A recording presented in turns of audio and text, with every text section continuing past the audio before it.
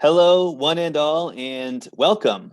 Welcome to Pubvendo's webinar on free earned media tools that you can use to reach more readers. We're thrilled to partner with Allie on this webinar, and Allie celebrating their 10-year anniversary the same month that Pubvendo is celebrating our 5-year anniversary. I love the folks over at Allie and the mission to help indie authors, such as yourself, I assume, get more attention on your books, get more sales, get more audience, to learn about your books. My name is Joshua Schwartz. I am the founder and CEO of Pubvendo. Ready to get into it today. So today we're going to show you some free tools and a really cool methodology to solve a problem that affects a lot of authors. First things first, as we get into it, we have a giveaway that we are going to do for all the folks at Allie who check out this webinar. So all you're going to have to do is check it out, and I think that there will be some instructions from the Allie team. But what is included in the giveaway will be a full custom digital strategy tailored to your specific book and author brand. We do hundreds of these per year. They're very deep dives. They come along with a full digital strategy report and data set, including about 8,000 audience data points, including a lot of digital discovery data on how your audience finds your book, by which we mean how do they find similar books by similar authors so that we can then engage that audience within that digital path to discovery. And along with your custom digital strategy included in the giveaway is a 45-minute one-on-one strategy session with Pubvendo's CEO, which is me. Let me actually quickly show you who you're talking to, and then we'll kind of get into it. You can kind of see the demo queued up for you here. Looking forward to going through that with you. Here's our website. We are just pubvendo.com. If you want to kind of see who is the person you're currently hearing from, it's me. It's this guy right here, Joshua Schwartz, all the way on the left. You will notice that there is a terribly, horribly ugly person next to me. His name is Brandon Schwartz. He is my identical twin brother and our CFO, but you can just ignore him because he's not here right now. And then we also have some other folks from our team here. You can also learn more about our methodology here, some of our campaigns, and you can also feel free to send us a note. You'll notice we have an office manager named Charles Barkley. He is a dog. He's very cool. But getting back into the session, let's talk about the problem that we are trying to help authors solve. Most authors have a really large challenge, which is it's almost impossible, or so it feels to many authors, to break through their sphere of influence, right? So you spend all this time writing a book. It could be a novel, could be a nonfiction topic on which you have a certain level of expertise, could be a business style leadership book that you're trying to use to draw attention to your business, or maybe a nonprofit that you're leading. And what ends up happening is your friends and family buy the book and they're super excited and super supportive, or hopefully anyway. But then you feel like, man, nobody else seems to know about my book. They're not really buying it. I can't really seem to get past that 200 sale mark, or I can't break through that 1,000 sale mark. And the primary limitation here is you can't break through your sphere of influence. If that sounds familiar to you, you're probably still listening. So hopefully I have your attention because I have some cool solutions for you. The second challenge, which is very much closely related to the first challenge, is it's very hard for a lot of authors, and particularly for indie authors, to get press for their book. In fact, I think sometimes when I speak with indie authors, it feels like a gigantic uphill battle to get anybody to review their book, to get interviews with mainstream press or even just large online communities relevant to the genre or subject matter in which you are writing. These are very closely aligned. So what we're really talking about here is the difficulty of getting folks who do not already know you or know of you to take an interest in your author brand and your written work. There is a solution, though, and it kind of gets at this paradigm that has existed for several decades in publishing, which is how books are bought and sold, particularly in the West, in the United States, in the UK. And it's primarily through word of mouth. Word of mouth recommendations have always sold books, and that can be true whether that word of mouth recommendation comes from a multinational influencer such as Oprah or your best friend or anybody in between. And we're talking about influencers or media platforms. Think, everybody, the example I hear a lot is, the New York Times, or even if we're talking about other mainstream media like Forbes or Fortune or Fast Company or the Huffington Post or Thrive Global. We're talking about earned media. We're talking about a book review, an interview with you as the author. Maybe they would like to accept a contributor article from you. Maybe they will have a listicle coming up about top 5 books about XYZ topic that you should read this summer, and you want your book to be one of those 5 books. We're talking about earned media. It's media that you know you don't own it. It's not your owned media like your website or your social media. That's all owned media assets. It's not paid media, in which case we're talking about ads, right? If you take out ads on Facebook or taking an ad in the New York Times or Wall Street Journal or whatever, you're talking about paid media. It's earned media, media that you earned. Somebody else's media where their audience hangs out, checking out their content, and you are now on that platform with them talking about you and your book. So to sell more books, there's kind of 2 ways to do it within this paradigm. One way is to grow your sphere of influence, by which I mean make more friends. It might be easier said than done. I'm a lonely entrepreneur with a few close friends and a family, and the idea of making more friends doesn't sound terribly appealing to me, although I do enjoy the authors that we have the pleasure of working with. The other way, aside from growing your sphere of influence, would be to procure more earned media. Maybe it's not Oprah, because let's be real. Oprah picks 1 book a month or whatever it might be, and that book is an overnight sensation.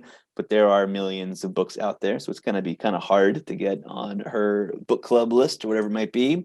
But we could probably get some folks to be interested, maybe the tier 1, maybe tier 2 sources, right? Maybe we're not talking about the New York Times.com, which has 80 million monthly website visits. Maybe we're talking about a smaller online community with 1 million visits per month to their website, or their Facebook group has 20,000 followers or whatever it might be. Those are the places we can actually get earned media coverage. So let's talk about these tools, which is partially a conversation about tools and partially a conversation about process. This is kind of the thing about a conversation about tools is tools are used for a specific purpose, right? So if you want to build a house, you need tools to build that house. It's not like if you have a hammer that you can go around hitting everything. I think there's a saying about that, actually. When you have a hammer, everything looks like a nail. More importantly, it's what are the tools that we need to solve the problem we're trying to address or to build the thing we're trying to build. And in this case, these are all free tools. I think the tools on the left, Amazon and Google, maybe you didn't know that they were tools, but I'm going to show you how you can use them as part of this process to get more earned media for yourself and your books. The tools on the right, Moz and similar sites, specifically Moz Link Explorer and also similar sites, are actually free. I think with Moz you can actually get a paid version of Link Explorer, but I think the free version you can get gives you 10 queries per month, which for an individual author trying to get earned media for their own book and author brand, 10 queries a month on Link Explorer is plenty. More than enough. And I'm pretty sure Similar Sites is actually free as both a Chrome extension as well as on their website. So let's go ahead and talk through how to use these tools. I'm going to do a little demo here. And for sake of this demo, we are going to pretend that Joshua Schwartz has written a book. It's a book about life hacks to increase your productivity. I'm going to call it Life Hacks at Work, Turning Off Screens to Be More Productive. Which, coming from me, coming from a guy like me who uses screens for work all the time, maybe that sounds counterintuitive. But let's just say that I've written a book. It's all about increasing your productivity, particularly your productivity at work, by learning how to go on things like information diets or turning off screens. And we're going to start this exercise, if I actually go back to my slide deck here, by identifying a comp, right? A book that I think is a lot like me, or rather I should say an author a lot like me that's written a book a lot like the book that I've written. And here we can rely quite a bit on Amazon recommendation engines to help us out. So if you're on the webinar and you already have a book, go to your own Amazon page. Or if you think there's a really great comp, maybe it's somebody actually who inspired you to write your book, go to their book page. And what we're going to look for are these sections on Amazon where Jeff Bezos and his whole company is going to recommend books to us. So just scroll down. I'm on the page for Atomic Habits by James Clear, which is, by the way, a fantastic book.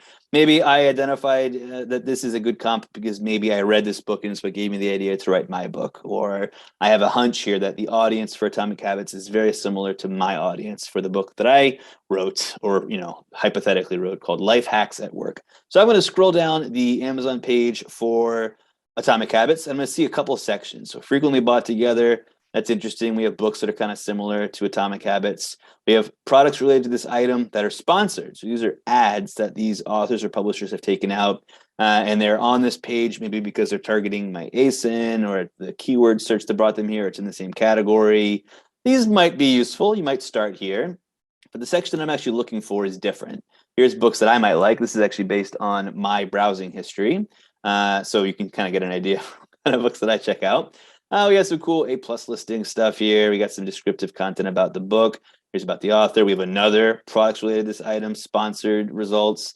And if I go far enough down past the reviews, and this does kind of show up in different places on the pages, I'm going to eventually get to this book that's called, or the section called, explore similar books in this case, right? Sometimes it's called customers who viewed this item also viewed this item. What we're getting at here is it's the section on the Amazon page for a book that is the books that are showing up in this section are driven by audience members who spent time on the retail page for Atomic Habits, also spending time on the retail page for books like The 7 Habits of Highly Effective People by Stephen Covey, or Deep Work by Cal Newport, who, by the way, I believe is a Washingtonian, much like myself once upon a time, although now I'm holding it down in our State College, Pennsylvania office.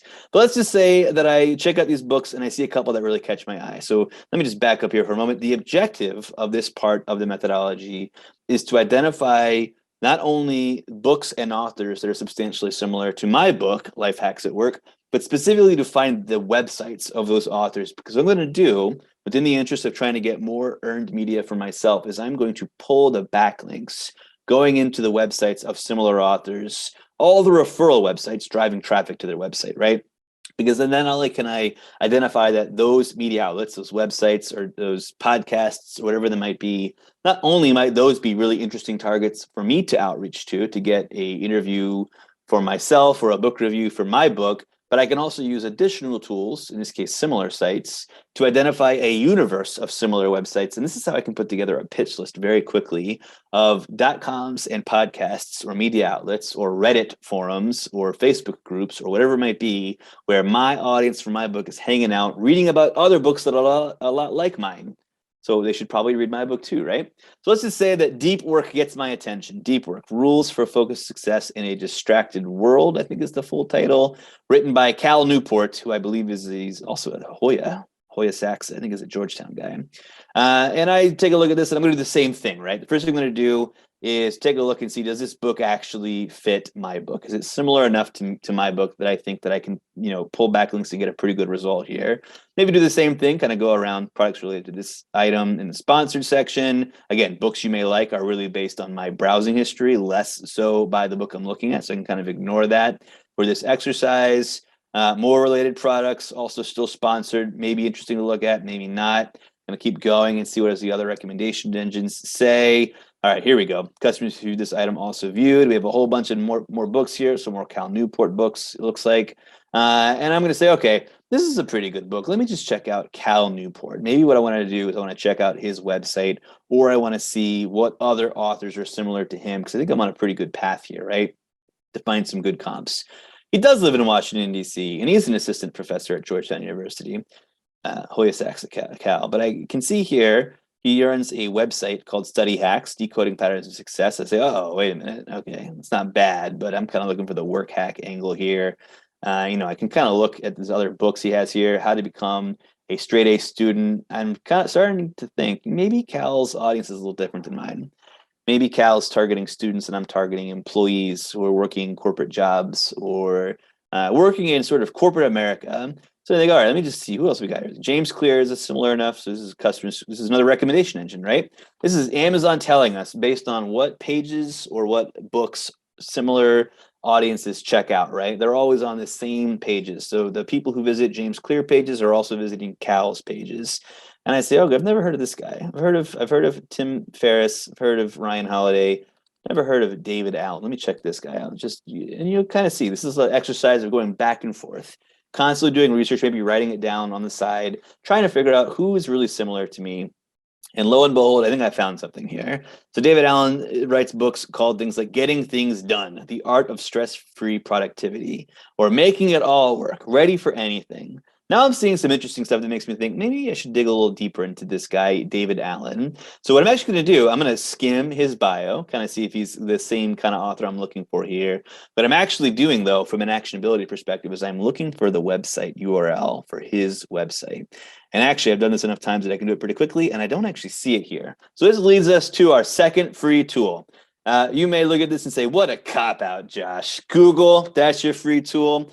You would be surprised how very effective Google is at doing things like digital marketing research. You find a lot of answers on places like Google and YouTube. In this case, what I really need is I need to figure out, okay, I want to learn more about this guy, David Allen. And if I think that his website is one that I want to pull backlinks on, I need to figure out what his website is. So I'm just going to go, I'm going to grab his name.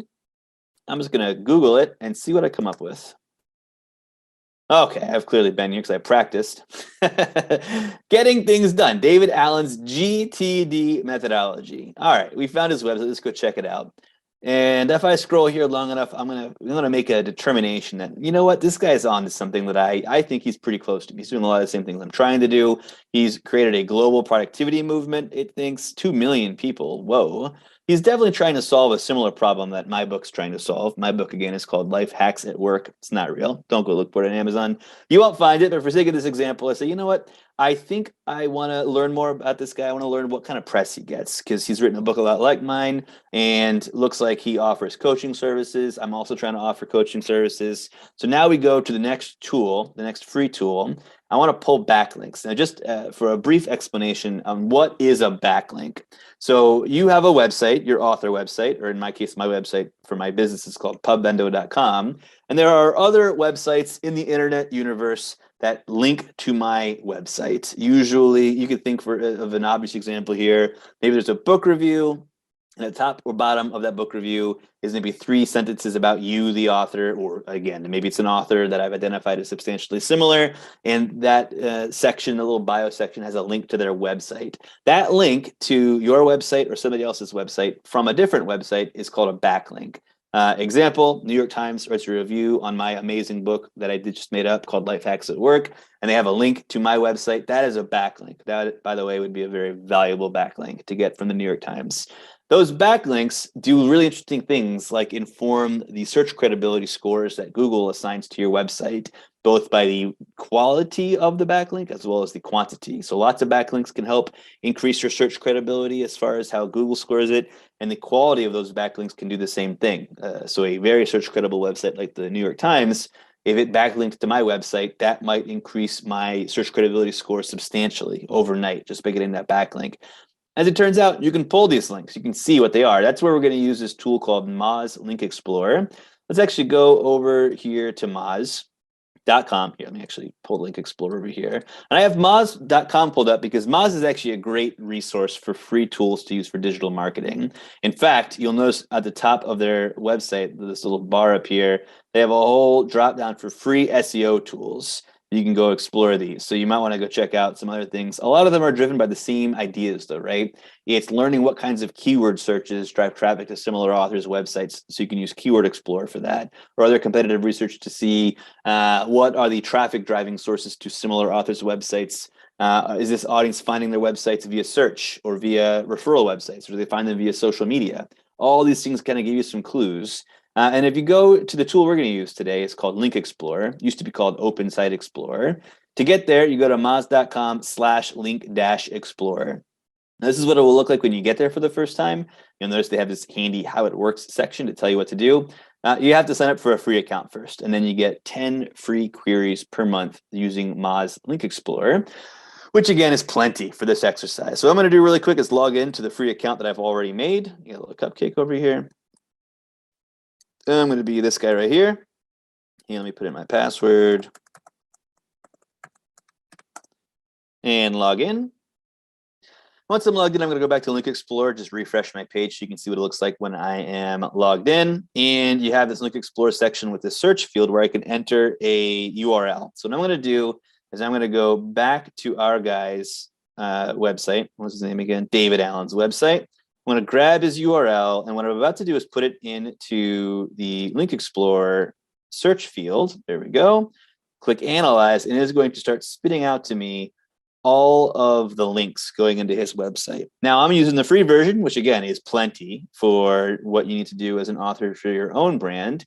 If you're doing this a few hundred times a year, like my team and I do, you might want to pay for it. This happens to be a free account. So I actually have 10 queries available until a month from now, which I guess is a month or so from today. I guess you're going to view this in the future. You're going to check this out a week from now or so. A couple of quick things to go over here. Your domain authority score is an important number. So this is on a scale of 0 to 100. It's actually a metric invented by this company, Moz. And what it's essentially trying to do is give you sort of a back of the napkin indication of how search credible your website is, or in this case, the website of this similar author, this gettingthingsdone.com website. So most author websites, if you haven't really done very much in terms of search engine optimization, or you have fewer than 5,000 followers, or certainly fewer than 1,000 followers on social media, your domain authority score is probably between an 8 and a 13, something like that. Maybe a 10 or 12 is pretty average. If I put in, I don't know, the New York Times in here, I think it's got like a 92 or 96. And then, of course, for this website, he's got a pretty high domain authority score at 69. We can also see how many domains are linking to his website, 16.6 thousand. There's almost 300,000 total inbound links. We can see some other information here about keywords. In fact, if I go to his website, we're going to show you this tool, similar sites, in a moment, but I'm just going to click it open really quick and see. All right, he's got 189,000 monthly website visits, which, by the way, is not the same as visitors. It's not 189,000 visitors or individual people. It's how many visits he has per month to his website. So that's interesting. But what I really care about in Moz Link Explorer is, if I scroll down a bit here, you can see some more information. Follow versus non-follow. Follow is a follow backlink is a link that was created by the website owner. Again, the New York Times, the writer of an article about your book, put a link to your website in that article. It's a follow link. A non-follow link or a no follow link is, you could think of it as like a link that was put in the comment section of a blog or on Reddit. In fact, maybe I myself put the link for my website into a Reddit thread. That's a no follow link. But what I want to do is go to this section over here called inbound links. Now I'm going to start seeing what websites are backlinking to this guy's website. All right, here we go. So we can sort of look at the shortened URL here. We have Wikipedia, lots of Wikipedia. It's an interesting hint you might want to think about. If you are pulling backlinks for all the authors' websites that you've identified as comps, usually 5 or 6 or so, and they all say Wikipedia at the top, you would probably need a Wikipedia page, right? You have some GitHub. We have Forbes.com. I know Forbes.com. I think most of us know Forbes.com. It's very broad. I'd love to have an article there, but I'm really looking for some websites that are specifically about my topic, my subject matter, which is life hacks at work, turning off screens to be more productive. So what can we find here? Shopify, GitHub, The Atlantic, Medium, Forbes. Really quickly, this PA is a page authority score. This DA is a domain authority score. How many domains, the spam score. So obviously, if it's a spammy website, it counts a lot less towards your search credibility. Got Inc. in here. And here all of a sudden, okay, what do we got here? We got lifehacker.com. If I go a little further down, lifehack.org. Now I feel like I'm in pretty good territory, because this is what I'm trying to do. It's actually in the title of my book, right? I'm trying to give people these really quick life hacks to help them be more productive at work. And my thesis as an author is that if they turn off their screens, watch less TV, put themselves on an information diet, that these are ways they can be more productive. So now what I'm going to do is I'm going to open up these websites. I'll open both of them, right? Lifehacker.com as well as lifehack.org. And now we're going to start using that other tool called Similar Sites that I just gave you a little sneak peek on. So I'm going to go to this website, lifehacker.com. You'll notice that it actually opens specifically to the article that is linked to David Allen's website, which we're going to use for our purposes in just a moment. But one of the first things that I want to do when I get here is I want to check out how much traffic does this website get. So this tool called Similar Sites, you can go to similarsites.com. Again, this is a free tool. It's a free website as well as a free Chrome extension. I use the Chrome extension every single day just to get some very quick at-a-glance details about a website that I am visiting. I'm going to go back to lifehacker.com. I also have pulled up here lifehack.org. I still have my sort of Moz Link Explorer results opened over here. Go to lifehacker.com, and I'm just going to open it up in this Chrome extension and see, whoa, holy moly, 9 million monthly website visits. Specifically, by the way, this is a measure of how many monthly website visits this website received last month. So right now we're seeing the numbers for March. And if we did this again in May, we would then see what were the monthly website visits for the month of April. So it's kind of 1 month ahead. It's also not the same every month. You might have higher traffic periods of time say maybe in the summer or in the holiday period, might get more visits or less visits. So, okay, I think this has got some pretty good traffic. You'll also notice that when I'm here, it's also showing me what are the websites that are similar to lifehacker.com. Now, this is interesting because I'm not trying to pitch just one earned media source. I'd like to pitch 100 of them, because if I pitch 100 earned media sources, and this is true of you as well, indie author, check out this webinar, you should get at least a few responses. This really is a numbers game. So you want to have nice quality outreaches to the kind of websites you want to be on, but maybe you'll find that if you pitch lifehacker.com with their 9 million monthly website visits, and you pitch a website that's got 900,000 monthly website visits, maybe you really want the lifehacker.com one to come through, and maybe they do, maybe they don't, but maybe you get that one that's a 10th size. That still has a lot of value. 900,000 monthly website visits is plenty. What I'm going to do is I'm going to peruse this really quickly, see what is GTD, getting things done. Oh, here we go. Here's our guy, David Allen, by the way. He's got a productivity method, a best-selling book.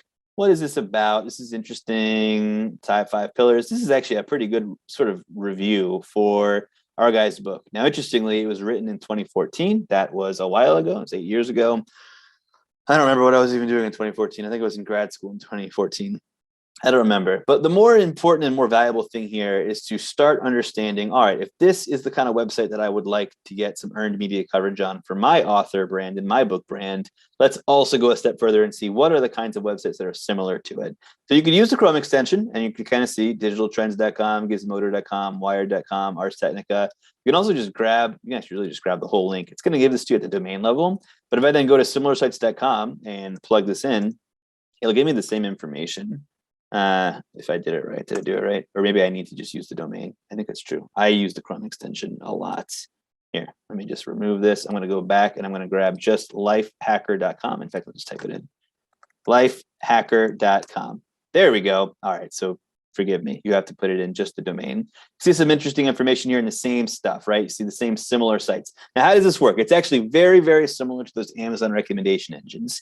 So in the same way that if I am looking at similar books to James Clear's book, Atomic Habits, what it's doing, Amazon is looking and saying, okay, there was 10,000 people on the page for Atomic Habits this month. And by the way, there was also 8,000 of those same people went to the page for deep work. That's how it works. It's based on the same audience members going to the same sites. And there's some additional semantic analysis of, are these relevant to each other?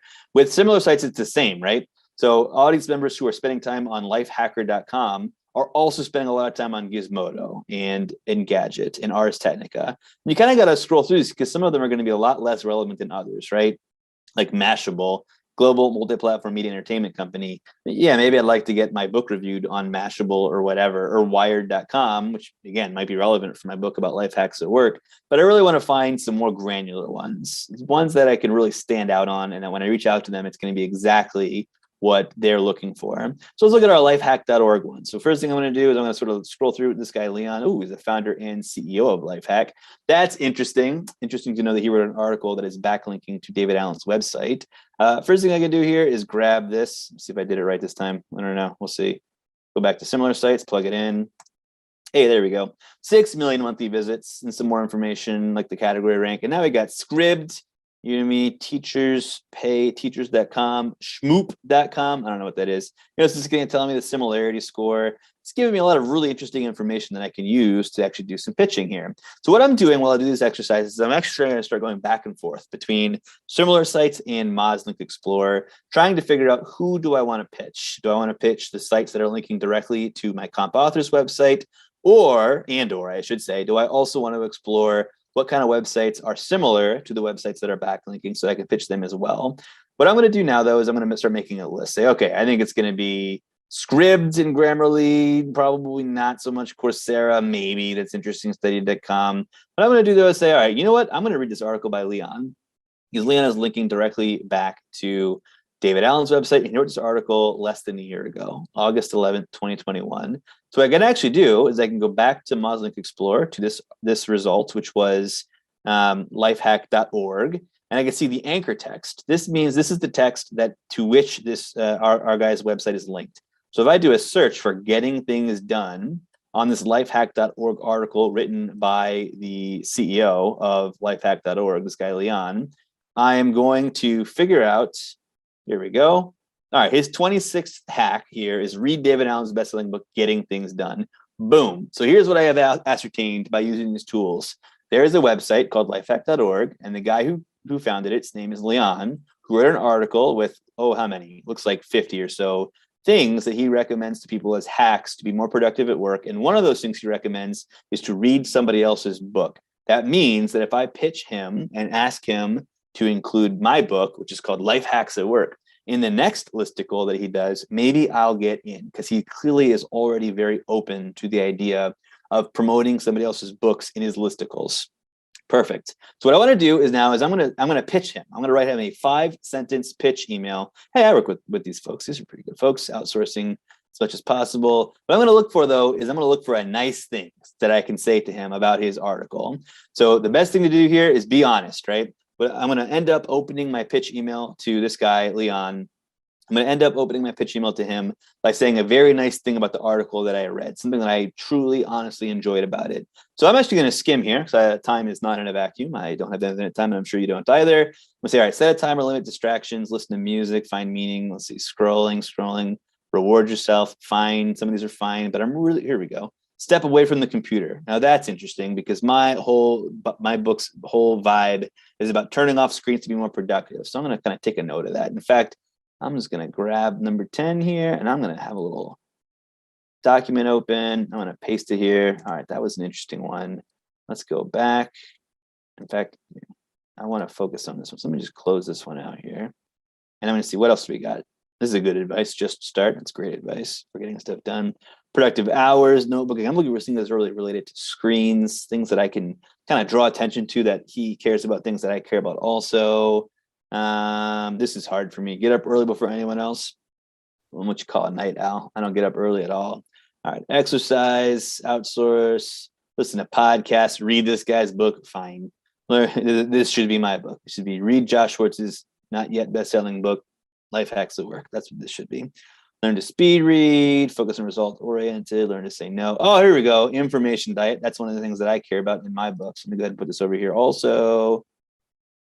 Just put it in here. Let me go back to my article.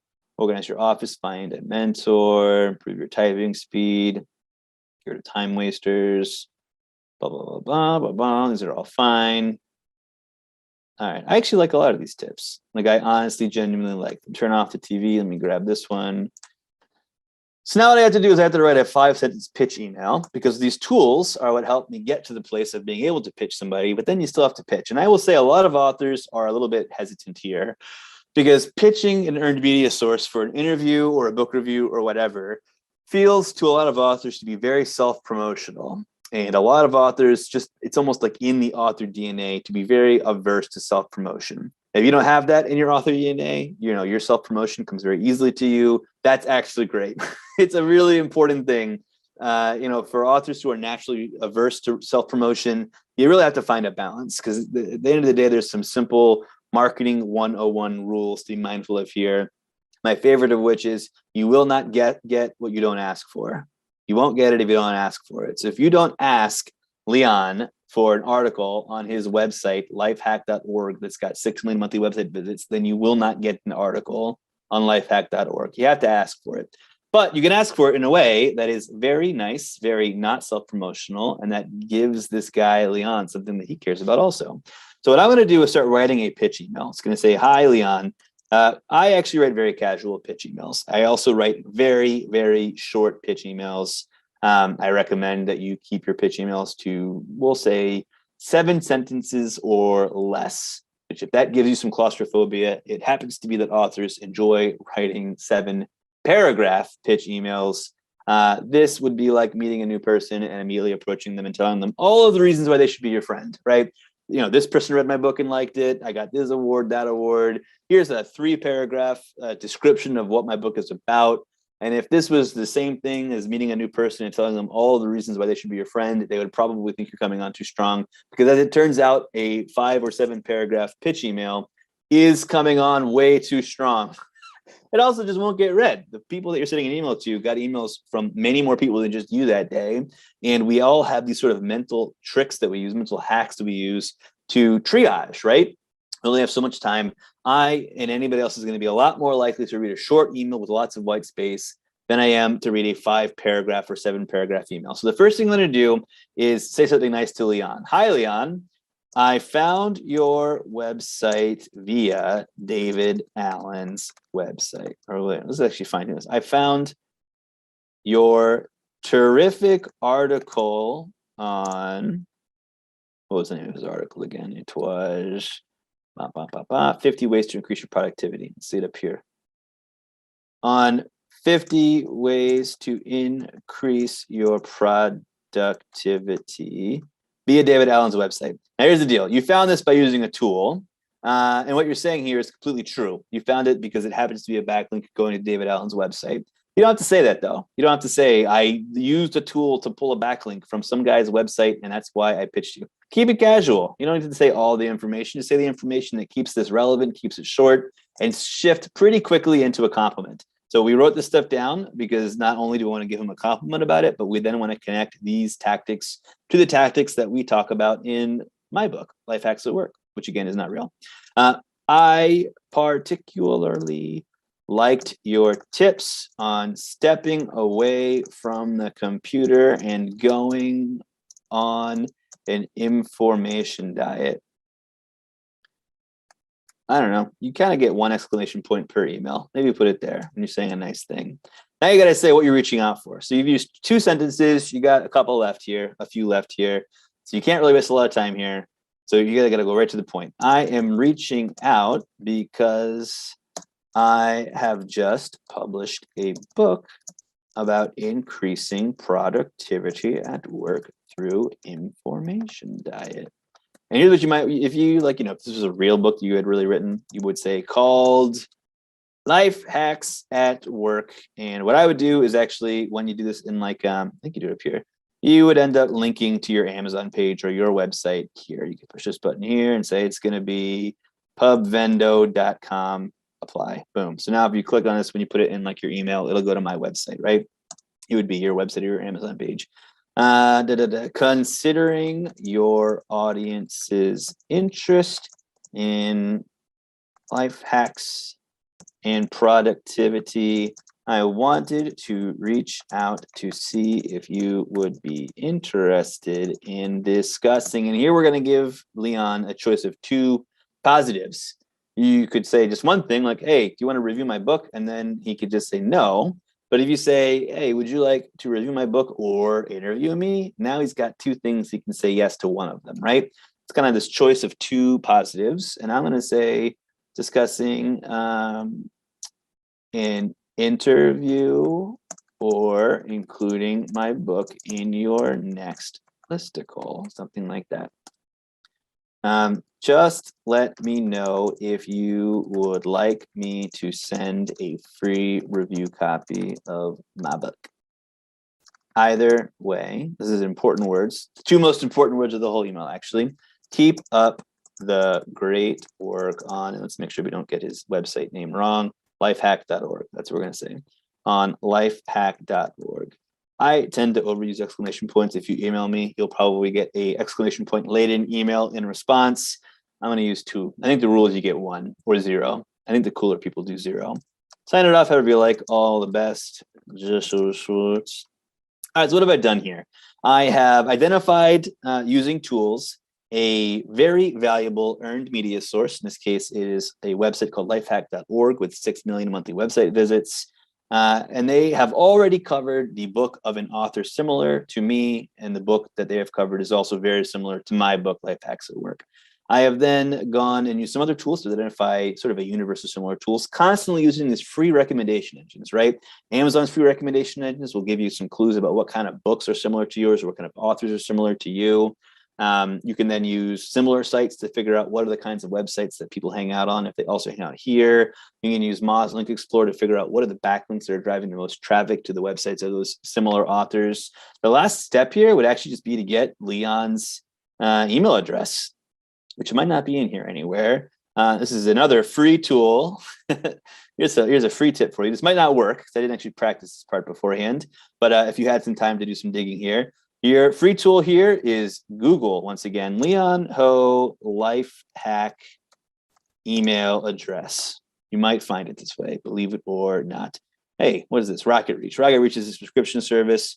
You kind of want to find, okay, this is interesting. It's kind of giving us a clue here. It looks like it's, based on this signal hire, this email address might be holeon@lifehack.org. Another way to do this would be, let's see. You could do, oh, hey, look at that. He's on Medium. You could also do, you could do leonho@lifehack.org email, because this way it'll look for an email address that has @lifehack.org on it. Did I get this right, by the way? I'm doing it right. Yeah, lifehack.org. He's also, I noticed, on Twitter. So perhaps we could send him a note on Twitter. Maybe his email address is on Twitter. Here we go. Lots of versions here. What we'd want to do, though, this is kind of the last step, is figure out, all right, what's Leon's email address? You can actually find this more often than not just by Googling it. It's just like pretty much anything else. And then the last thing to do is to write this 5-sentence pitch email and email it to him. Just to break this down one more time for you, this 5-sentence pitch email is as follows. How did you find the website? In this case, keep it pretty casual. Say something super nice about the article that he wrote, because everybody likes to hear nice things about themselves. Why are you reaching out? And mention your book. Notice I did not go down all these rabbit holes about all the awards my book won or everybody who read my book and liked it. Just here's what it's about. It's one of those things that, like, the more you look like you should be emailing him, the more he or she will think that you should totally be emailing him or her. And then a quick connection here. You're kind of connecting some dots between the audience interest you identified on his website, as well as the things that your book is about, right? We can help this. My book is about the things that your audience cares about. You're giving him the choice of 2 positives, interested in discussing an interview or including my book in your next listicle, as well as kind of 3 positives here, right? Just let me know if you'd like me to send a free review copy of the book. He's got 3 things you can say yes to. You can talk about an interview, talk about including your book in his next listicle, or you could talk about getting a free review copy. And then this either way is important because it demonstrates that you can kind of take it or leave it. It's not mean. It's not condescending. You're not saying, I hope that you respond or I hope you don't respond. You're just saying either way, I'm doing a cool thing. You're doing a cool thing. If you want to work together, that's cool. Either way, keep up the great work. You kind of end with another compliment. And I guess you can use your exclamation points selectively. This was all done with free tools. I didn't have to pay for anything. I used Amazon, I used Google, I used Moz Link Explorer. I used similar sites. I composed a pitch email. I used Google to eventually find Leon's email address or another way to reach him.